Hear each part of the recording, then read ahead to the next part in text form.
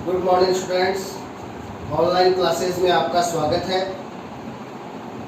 Last class में अपन ने किया था प्राकृतिक बहुलक, ऐसे बहुलक जो प्रकृति से प्राप्त होते हैं, पेड़ पौधों से प्राप्त होते हैं। और उसके अंदर अपन ने बताया था प्राकृतिक रबर, और बताया था प्राकृतिक रबर है वो किसका बहुलक होता है, आइसोप्रीन का। इसलिए प्राकृतिक रबर को कहा जाता है पॉली आइसोप्रीन, और इसे जिस पौधे से प्राप्त किया जाता है उसका नाम होता है हेविया ब्रेसिलियंसिस। आज अपन करेंगे कृत्रिम या संश्लेषित बहुलक। तो ये ऐसे बहुलक होते हैं जो मानव द्वारा निर्मित होते हैं।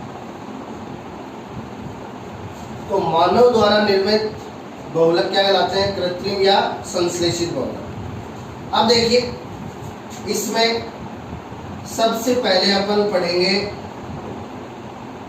कृत्रिम रबर।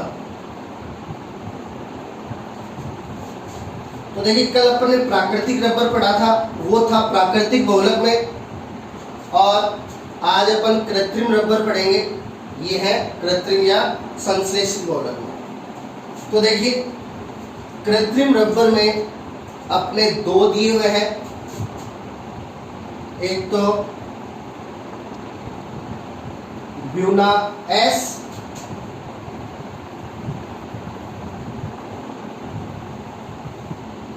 और एक Buna N. Buna S, Buna N. तो देखिए, सबसे पहले अपन करेंगे ब्यूना एस। अब बहुलक में क्या होती है, एकलक इकाइयां होती है। अब इनकी जो एकलक इकाइयां हैं वो इसके नाम में ही छुपी हुई है। इन बहुलकों की जो एकलक इकाइयां हैं इनके नाम में ही छुपी हुई है। ध्यान से देखिए, पहले अपन करते हैं ब्यूना एस। देखिए, इसमें बी यू का मतलब है ब्यूट 1,3 डाइईन। तो ब्यूट के लिए आ गया बी यू। तो इसकी पहली एकलक इकाई का नाम buta 1,3 diene. S means styrene. S means styrene. तो इसकी दूसरी एकलक इकाई है स्टाइरीन। और देखो, बीच में रह गया एन ए। बी यू और एस के बीच में क्या रह गया, एन ए। तो एन ए किसका प्रतीक होता है, सोडियम का। एन ए किसका प्रतीक होता है, सोडियम का। तो यहाँ एन ए का मतलब है सोडियम। तो ये जो एकलक इकाइयां हैं इसकी दो है। सोडियम एकलक इकाई नहीं है इसकी, सोडियम की यहाँ पे उपस्थिति होगी। तो इसकी एकलक इकाई कितनी है, दो है, ब्यूट 1,3 डाइईन और स्टाइरीन। इनका बहुलीकरण किसकी उपस्थिति में होगा, सोडियम की उपस्थिति में होगा। अब देखिए, इसको बनाते हैं। इसकी पहली एकलक इकाई है ब्यूट 1,3 डाइईन। तो इसका सूत्र देखिए, CH2 double bond CH single bond CH double bond CH2। तो 4 कार्बन के लिए आ गया ब्यूट। अब डबल बॉन्ड एक तो पहले कार्बन पे है और एक तीसरे कार्बन पे है। तो 1 3 2 के लिए डाई और डबल बॉन्ड के लिए इन। तो ये हो गया ब्यूट 1,3 डाइईन। इसके एनओ ले लिए। अब जो दूसरी इकाई है वो क्या है, स्टाइरीन। स्टाइरीन का फॉर्मूला होता है CH2 double bond CH C6H5। इसके भी ले लिए NO। तो ये इसकी दोनों एकलक इकाइयां हो गई। अब इनका बहुलीकरण होगा किसकी उपस्थिति में? सोडियम की उपस्थिति में। तो ये Na सोडियम यहाँ पे उपस्थिति हो गई। अब देखिए, जब इनका बहुलीकरण होगा तो ये आपस में सारी क्या हो जाएंगी? जुड़ जाएंगी और बहुलक बनेगा। तो देखिए ये किस प्रकार से जुड़ती है। ये डबल बॉन्ड के इलेक्ट्रॉन यहाँ पे आएंगे, ये सिंगल हो जाएगा, ये डबल हो जाएगा। ये डबल बॉन्ड के इलेक्ट्रॉन यहाँ पे आएंगे, ये सिंगल हो जाएगा और यहाँ दोनों इकाइयों के बीच सिंगल बॉन्ड बन जाएगा। ये डबल बॉन्ड के इलेक्ट्रॉन यहाँ आएंगे, ये सिंगल बॉन्ड और यहाँ अगली इकाई के साथ बॉन्ड बन जाएगा। तो देखिए ये इस प्रकार जुड़ेंगी।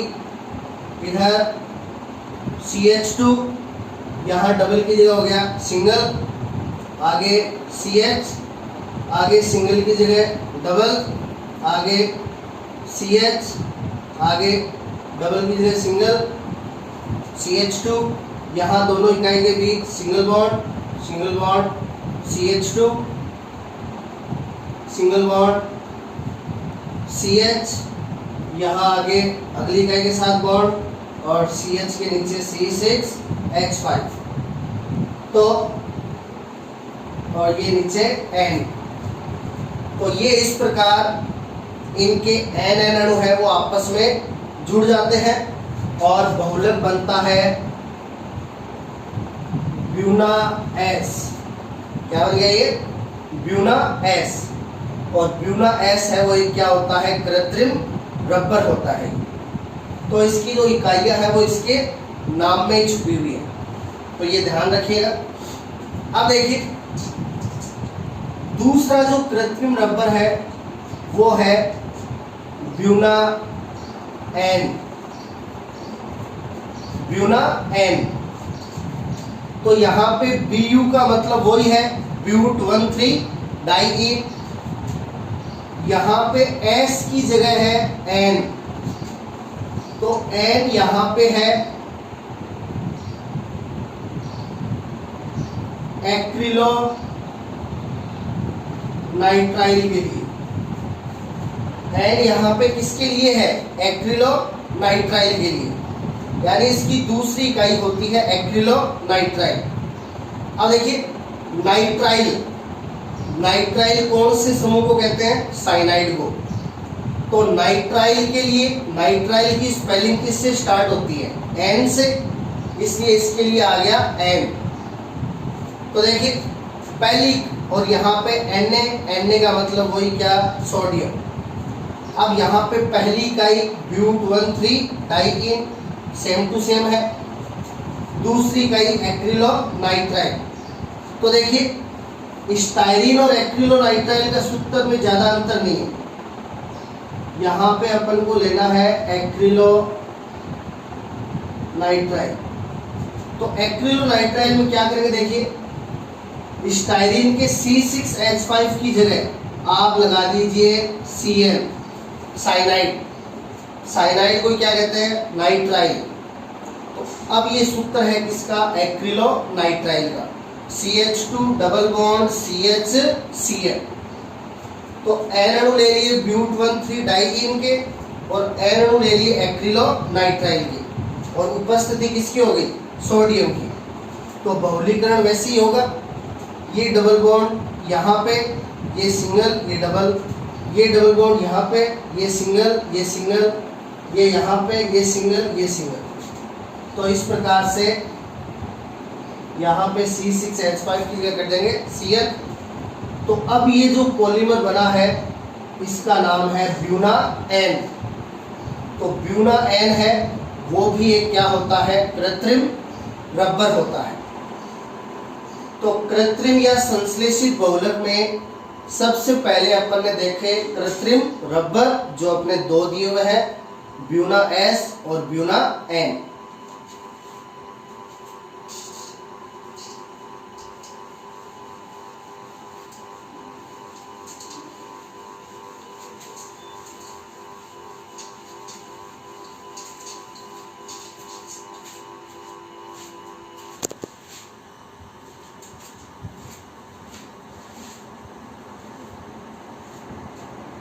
अब देखिए कृत्रिम या संश्लेषित बहुलक में 2 नंबर पर अपन करेंगे कृत्रिम रेसे। कृत्रिम रेसे, सिंथेटिक फाइबर्स। रेसे मीन्स धागे, जिनसे अपन क्या बनाते हैं, कपड़े बनाते हैं। तो यहाँ पे अपन कृत्रिम रेसे करेंगे, सिंथेटिक फाइबर्स। अब देखिए तो कृत्रिम बहुलक में पहला था कृत्रिम रबर और दूसरा है कृत्रिम रेसे। यहाँ पे कृत्रिम रेसे है, उनके 2 उदाहरण दिए हुए अपने। एक तो नायलॉन 66 और दूसरा टेरिलीन, या जिसको कहा जाता है डेक्रोन। तो कृत्रिम रेसे के 2 एग्जाम्पल है, नायलॉन 66, टेरिलीन या डेक्रोन। अब देखिए पहला है अपन करेंगे नायलॉन 66। तो नायलॉन 66 में देखिए 6 कितनी बार लगा है, 2 बार लगा है। और ये 6 है, वो दर्शाता है कार्बन की संख्या को। ये जो 6 2 बार लिखा हुआ है किसको दर्शाता है, कार्बन की संख्या को दर्शाता है। अब देखिए 6 2 बार है, यानी इसमें इकाइयां कितने प्रकार की होंगी, 2 प्रकार। बहुलक किससे बनता है, एकलक इकाइयों से। तो यहाँ 6 कितनी बार है, 2 बार। तो यहाँ एकलक इकाइयां कितने प्रकार की हैं, 2 प्रकार की हैं। और उन दोनों में कार्बन की संख्या कितनी होगी, 6 होंगी। इसलिए इसका नाम होता है नायलॉन 66। देखिए इसकी जो पहली इकाई है उसका नाम होता है हेक्सा मेथिलीन डाई एमीन। पहली इकाई का नाम होता है हेक्सा मेथिलीन डाई एमीन।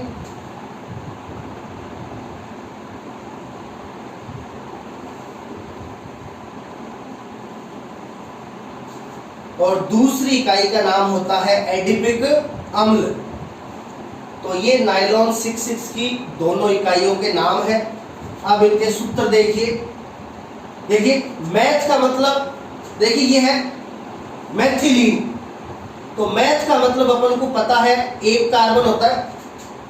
तो मेथिलीन यहां पे है CH2 के लिए, तो CH2 को क्या कह दिया, मेथिलीन। अब मेथिलीन कितने हैं, हेक्सा। हेक्सा मतलब 6, तो मेथिलीन है कितने, 6। तो CH2 6 हो गए।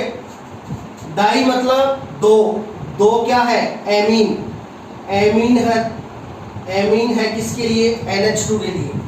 तो एक NH2 इधर हो गया और एक NH2 इधर हो गया। तो ये सूत्र हो गया हेक्सा मेथिलीन डाई एमीन का। तो इसके कितने अणु लेने हैं, N अणु ले लिए। अब देखिए एडिपिक अम्ल। एडिपिक अम्ल के सूत्र में बीच में होते हैं 4 CH2, बीच में 4 CH2। अब आगे लगा हुआ है अम्ल। तो अम्ल है वो कौन से क्रियात्मक समूह के लिए काम में लेते हैं, कार्बोक्सिलिक अम्ल के लिए।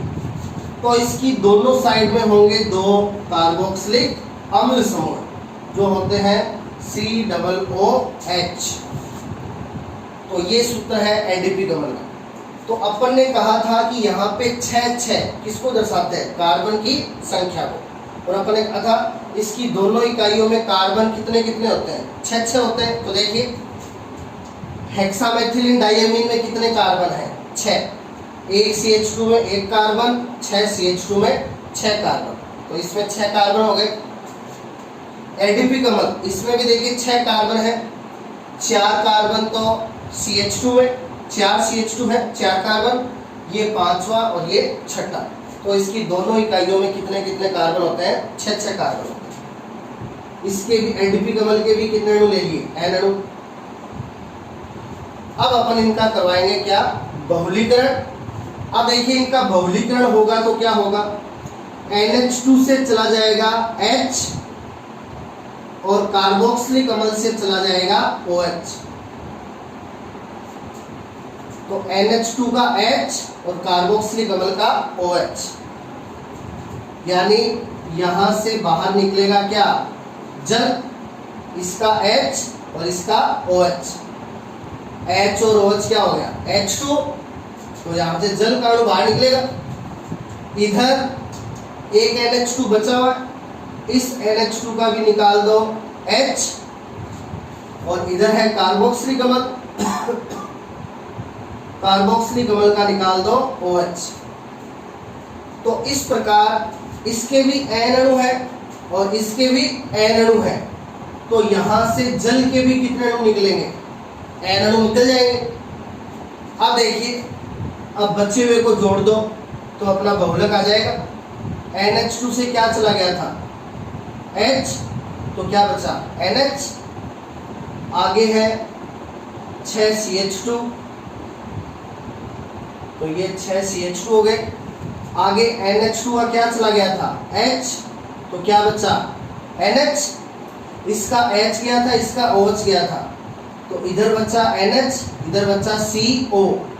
इन दोनों को आपस में जोड़ दो, NH और उधर वाले का CO। आगे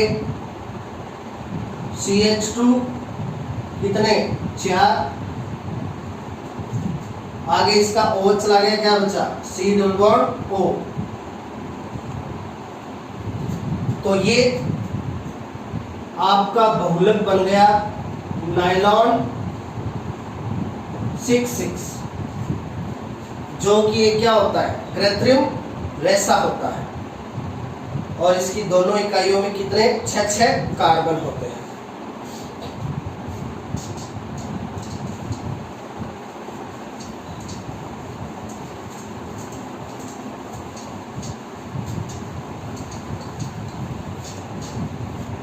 अब जो अपने दूसरा एग्जाम्पल दिया हुआ है कृत्रिम रेशे में, वो है टेरिलीन या डेक्रोन। तो देखिए, टेरिलीन या डेक्रोन में भी 2 प्रकार की इकाइयां होती हैं। इसकी पहली इकाई का नाम होता है एथिलीन ग्लाइकोल। इसकी पहली एकल इकाई का नाम एथिलीन ग्लाइकोल, और दूसरी एकल इकाई का नाम होता है टरथेलिक अम्ल। अब देखिए, पहले अपन एथिलीन ग्लाइकोल का सूत्र देखेंगे। H मतलब कितने कार्बन? 2। तो ये हो गया एथिलीन। ग्लाइकोल मतलब 2 OH, तो दोनों कार्बन से जोड़ दो एक एक OH। तो ये है एथिलीन ग्लाइकोल, जिसमें 2 OH समूह पाए जाते हैं। तो इसके कितने अणु ले लिए? N अणु। पहली इकाई होगी एथिलीन ग्लाइकोल। अब दूसरी इकाई है टरथेलिक अम्ल। टरथेलिक अम्ल में बीच में होती है बेंजीन वलय, और दोनों साइड में होते हैं कार्बोक्सिलिक अम्ल समूह है। तो ये सूत्र है टरथेलिक अम्ल का। इसके भी कितने अणु ले लिए? N अणु। तो इसकी दोनों इकाइयों के नाम एथिलीन ग्लाइकोल और टरथेलिक अम्ल। अब इनका करवाएंगे क्या?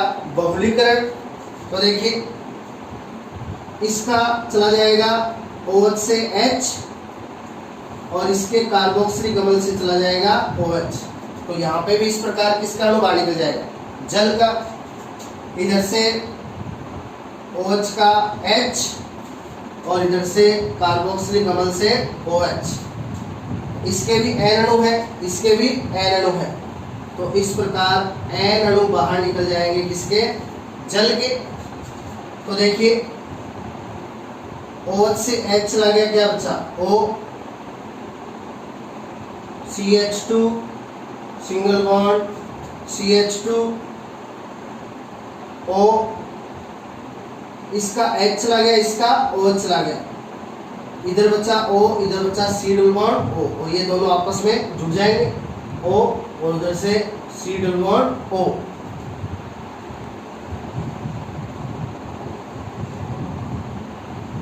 ये बेंजीन रिंग